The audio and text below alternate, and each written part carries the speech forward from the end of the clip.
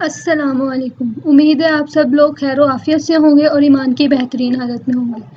तो आज हमने लेक्चर नंबर 30 पढ़ना है, जिसके अंदर हम रेफरेंस डाटा टाइप, रेफरेंस और पॉइंटर का डिफरेंस और डैंगलिंग रेफरेंस पढ़ेंगे। तो जो रेफरेंस डाटा टाइप होता है ना, ये है कि हम जैसे एक सिंपल डाटा टाइप इंट आगे मैं उसका वेरिएबल बना लेती हूँ। तो ये तो मैंने एक वेरिएबल बना लिया, ठीक है। लेकिन जो रेफरेंस डाटा टाइप होता है उसके अंदर मैं एक इंट आई ले लेती हूँ, ठीक है, और एक मैं इंट जे ले लेती हूँ, ठीक है। ये एंड का ऑपरेटर है ना, इसको हम कंप्यूटर लैंग्वेज के अंदर रेफरेंस ऑपरेटर कहते हैं, ठीक है। इस एंड को, ये जो एंड है, इसको हम कंप्यूटर लैंग्वेज के अंदर रेफरेंस ऑपरेटर कहते हैं। तो ये मैंने एक रेफरेंस ऑपरेटर बना लिया जे, ठीक है ना। मैंने जे को रेफर कर दिया किसकी तरफ, आई की तरफ।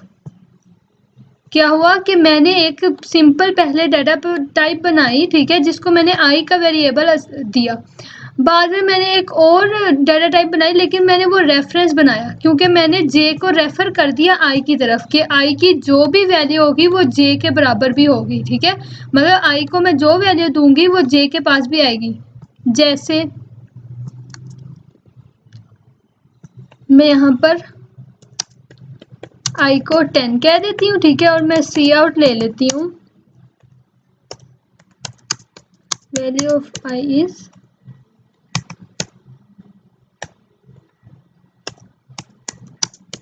वैल्यू ऑफ जे इज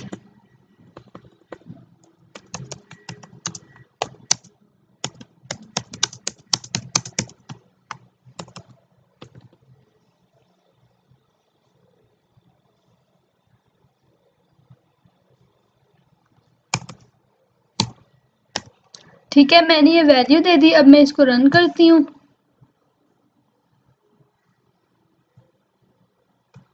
ये देखें, मुझे वैल्यू शो हो गई। मैं यहाँ पर एंड लाइन लगाती हूँ ताकि आप लोगों को सही तरह शो हो जाए। ये देखें, जे को भी वही वैल्यू मिली और आई को भी वही वैल्यू मिली। तो इससे क्या हमें पता चला कि हम एक रेफरेंस डाटा टाइप बना सकते हैं। कैसे? एक सिंपल डाटा टाइप बनाएं, उसको आपने जो वैल्यू असाइन करनी है कर दें। ये जो वैल्यू है ना, ये मैं इसको यहाँ पर भी असाइन कर सकती हूँ। मैं यहाँ पर भी इसको असाइन करती हूँ। मैं यहाँ से इसको ख़त्म कर देती हूँ, ठीक है। आपने उसको जो वैल्यू असाइन करनी है आप कर दें। उसके बाद आपने जिसको रेफर करना है इसकी तरफ आप उसको एक बनाएं डाटा टाइप, उसकी वेरिएबल बनाएं और फिर आप असाइनमेंट ऑपरेटर से रेफर कर दें।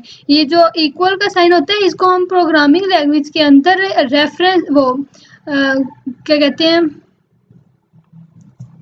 असाइनमेंट ऑपरेटर कहते हैं इसको हम प्रोग्रामिंग लैंग्वेज के अंदर, ठीक है। तो हमने आई को असाइन कर दिया रेफरेंस ऑपरेटर से, ठीक है। ये जे जो रेफरेंस है ना, ये वेरिएबल जे जो है ये रेफरेंस वेरिएबल है, तो हमने इसको आई से असाइन कर दिया। तो जब हम इसको रन करते हैं तो हमें हमारा आउटपुट बिल्कुल सही शो होता है, ठीक है। ये हो गया रेफरेंस डाटा टाइप, ठीक है। ये इसका यही कॉन्सेप्ट है जो मैंने आप लोगों को वहां करके बता दिया। जो डिटेल इन्होंने यहाँ लिखी हुई है मैंने आपको लाइव करके दिखा दिया। ये देखें, ये वही जो मैंने यूज किया है, ठीक है।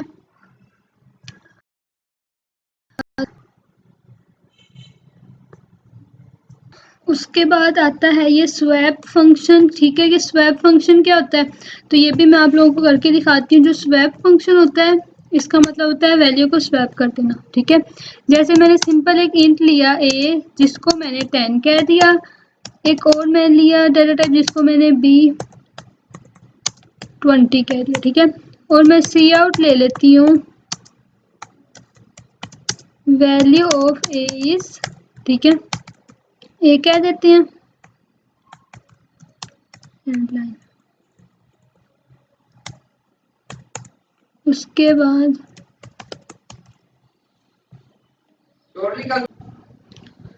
मैं लिखती हूँ वैल्यू ऑफ बी इज, ठीक है।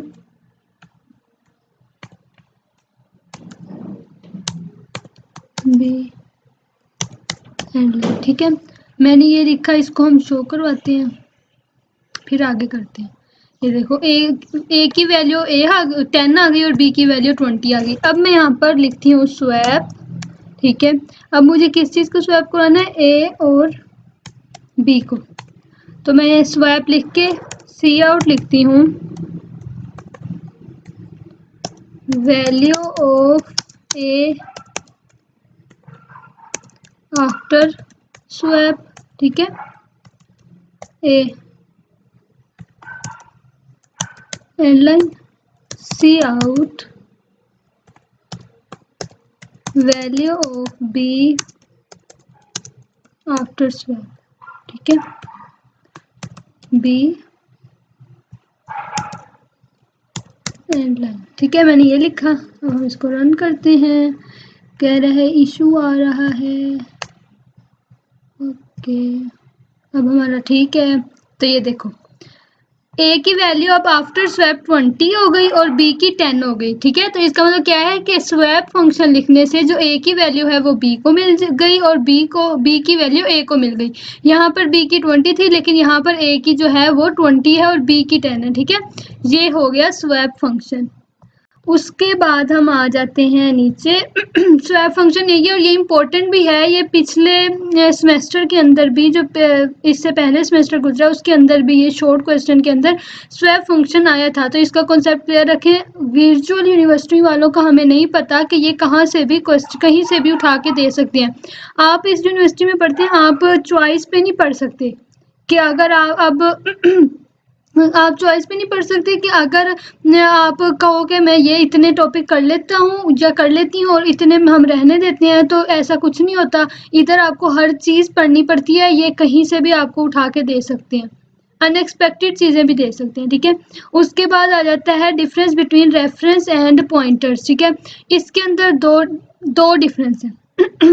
जो रेफरेंस होता है, मैं आप लोगों को लिख के बता देती हूँ।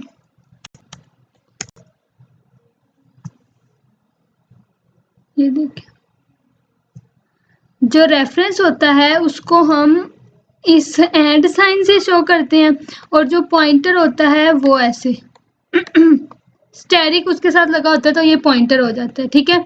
उसके बाद जो रेफरेंस ऑपरेटर होता है, जो रेफरेंस डेटा टाइप, ये रेफरेंस ले लो, ये जो है हम किसी मेमोरी एड्रेस को स्टोर करवाने के लिए यूज करते हैं, ठीक है। रेफरेंस मेमोरी एड्रेस को स्टोर करता है जबकि पॉइंटर जो है ये लोकेशन को स्टोर करता है। जब हम पॉइंट आउट करेंगे किसी वैल्यू को तो इसका मतलब है उसकी लोकेशन को पॉइंट आउट करना, ठीक है। लेकिन जो रेफरेंस है उसकी मेमोरी एड्रेस को, कि उसके अंदर क्या चीज़ पड़ी है वो स्टोर करते हैं। जैसे हम पॉइंटर को पॉइंट आउट करते हैं तो उसका एड्रेस हमें शो हो जाता है जहाँ पर वो वेरिएबल पड़ा है। लेकिन रेफरेंस में हमें रेफरेंस जो हमने वेरिएबल का आगे वैल्यू असाइन की होती है हमें वो मिलती है, ठीक है। ये इसके अंदर डिफरेंस है। उसके बाद डैंगलिंग रेफरेंस, ठीक है। जो डैंगलिंग रेफरेंस होती है ना, इसका ये मतलब है कि उस रेफरेंस उस ऑब्जेक्ट पे रेफरेंस करना जो एग्जिस्ट ही ना करता हो। कैसे? जैसे मैं इसको ख़त्म करती हूँ, हम उसी अपने रेफरेंस पे आ जाते हैं। इंट आई इंट जे आई, ठीक है। अब यहाँ से मैं इसको ख़त्म कर दूँ तो ये जो आई है ना, ये डैंगलिंग रेफरेंस हो गया। मतलब ये अब डैंगलिंग रेफरेंस बन गया क्योंकि मैंने इस आई को जिसको मैं इसके साथ असाइन कर रही हूँ वो तो एग्जिस्ट ही नहीं करता। वो एग्जिस्ट करेगा तो फिर ये होगा ना कि भाई हाँ जी भाई आपने रेफर किया। लेकिन जब वो एग्जिस्ट ही नहीं कर रहा, मैं इसको डिलीट करूँ, वो एग्जिस्ट ही नहीं कर रहा, तो फिर ये डैंगलिंग रेफरेंस हो गया। तो इसका ये कॉन्सेप्ट है कि डैंगलिंग रेफरेंस क्या होता है? ऐसे ऑब्जेक्ट पे रेफरेंस करना जो एग्जिस्ट ही ना करता हो, ठीक है। Dangling reference is a reference to an object that no longer exists, ठीक है, जो एग्जिस्ट ना करता हो, इसका ये कॉन्सेप्ट है। उसके बाद ये हमारा लेक्चर कंप्लीट हो गया, लेक्चर नंबर 30। इंशाल्लाह मुझे उम्मीद है कि आप लोगों को बहुत अच्छे से समझ आई होगी। मैंने आप लोगों को हर चीज़ लाइव करके दिखाई है ताकि सारे कॉन्सेप्ट क्लियर हो जाए। क्योंकि जब मेरा ये सेमेस्टर था या मेरा ये सब्जेक्ट जब था तो मुझे सबसे ज़्यादा इशू यही होता था, यूट्यूब पे हमें बहुत सारी वीडियोस तो मिल जाती हैं लेकिन कहीं पर वो करके बहुत कम दिखाते हैं, बहुत कम चीज़ों को करके दिखाते हैं। और जब ये मैं यूट्यूब पे लेक्चर में लेती थी ना तो वहाँ पर अब ये जो आज मैंने आप लोगों को स्वैप फंक्शन करके दिखाया है, ये किसी ने भी स्वैप फंक्शन करके ही नहीं दिखाया, बल्कि करके क्या दिखाना है, उन्होंने जिक्र ही नहीं किया स्वैप फंक्शन का। हालांकि ये इम्पोर्टेंट है, ये शॉर्ट में आता है। तो जो डिफ़िकल्टीज़ मैंने फेस की हैं, मैं उन्हीं के ऊपर फोकस करके वीडियोस बनाती हूँ, ताकि आप लोगों को वो चीज़ें फेस ना करनी पड़े। क्योंकि बहुत सारी चीज़ें होती हैं जो बहुत सारे लोग नहीं बताते यूट्यूब के ऊपर। लेकिन मेरा ये मकसद है कि मैं हर चीज़ डीप सिखाऊँ, जो मैं पढ़ते वक़्त मेरे माइंड में होती थी कि मैं ये चीज़ मैं ढूँढूँ तो वो नहीं मिलती थी किसी भी लेक्चर के अंदर। मैं चाहती हूँ वो हर चीज़, क्योंकि हम प्रोग्राम कोडिंग के अंदर हैं, प्रोग्रामिंग कर रहे हैं, तो प्रोग्रामिंग के अंदर मेन चीज़ तो यही है कि हमें प्रोग्रामिंग कर थ्योरी ना दिखाई जाए।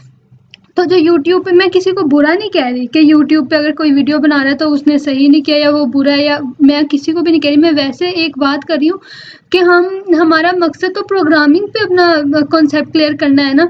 तो थ्योरी हमें पढ़ाते हैं, थ्योरी आप जो भी वीडियो देख लो, ज़्यादा आपको थ्योरी ही मिलेगी, 1-2 ही मिलेंगे जो जिन्होंने कुछ प्रोग्रामिंग करवाई है। लेकिन हमारा तो जब पेपर होता है तो पेपर के अंदर तो ज़्यादा प्रोग्रामिंग आती है। तो जब हमने थ्योरी पढ़ के करना ही क्या है, जब वहाँ प्रोग्रामिंग आएगी और हमें प्रोग्रामिंग का खे भी ना आता हो। तो इसी वजह से मेरा ये मकसद है कि प्रोग्रामिंग की हर चीज़ मैं आप लोगों को जो CS201 के अंदर जितनी प्रोग्रामिंग है, मैं उस चीज़ उनके कॉन्सेप्ट आपको क्लियर करती जाऊँ, ताकि जब आपका पेपर आए तो आपको कोई इशू ना हो। आपको हल्का सा कॉन्सेप्ट भी आता होगा ना, आपको पूरा सोल्व करना ना भी आता हो कोई प्रोग्राम, आपको उस स्वैप जैसे वहाँ कहीं लिखा हुआ है तो आपको स्वैप का मकसद पता है ना क्या है, तो आप उसका आउटपुट निकाल के दे सकते हो। तो ये मेरा मकसद है कि मैं ऐसे डीप आपको हर चीज़ समझाती रहूँ, ताकि आपके सारे कॉन्सेप्ट क्लियर हो जाए कि वहाँ पर एक बड़ा प्रोग्राम लिखा हो और आपको ना पता हो कि उसके अंदर क्या है। लेकिन जो चीज़ें मैं समझा रही हूँ वो अगर आपको आती होंगी तो आप इंशाल्लाह उसमें कुछ ना कुछ नंबर ले ही लेंगे। मुझे उम्मीद है कि आप लोगों को ये लेक्चर बहुत अच्छा लगेगा, बहुत अच्छे से समझ आएगी आपको। मेरे लेक्चर्स को ज़्यादा से ज़्यादा शेयर करें ताकि बाकी लोग भी देख के इससे फ़ायदा उठा सकें। बाकी इंशाल्लाह मिलते हैं नेक्स्ट वीडियो में। अल्लाह हाफ़िज़।